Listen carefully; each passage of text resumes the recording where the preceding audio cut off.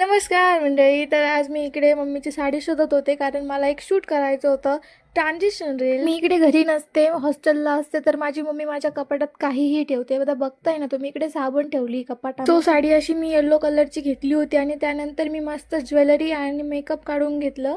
मला ना curly hairs फार आवडतात, पण माझे कर्ली हेअर्स नाही आहे, खूप जास्त सिल्की आहे. त्यामुळे ना मी रात्री असे कर्ल्स करण्यासाठी वेण्या घालून ठेवलेल्या आणि सकाळी त्याचे थोडेफार कर्ल्स झालेले, पण छान दिसत होते. और उसके बाद मी इकडे मेकअप करायला घेतलं होतं आणि तेही मी गडबड करून टाकलं. तुम्ही हे जे बघताय हे मी ठेवलेलं नव्हतं, परत पुसवून वेगळं लावलं आणि नंतर मग पटापट साडी वगैरे नेसून आणि मस्त अशी नथ घालून मी झालेली रेडी शूटसाठी. आणि तुम्हाला एक गमत सांगते, आपण ट्रान्झिशन रील करायच्या अगोदर ट्रान्झिशन शूट करतो ना, तर ते मी केलेलंच नाही, इकडे ते नंतर जाऊन केलं. आणि फ्रेंड्स, फॉलो करून ठेवा जेणेकरून तुम्हाला माझी ट्रान्झिशन रील दिसेल.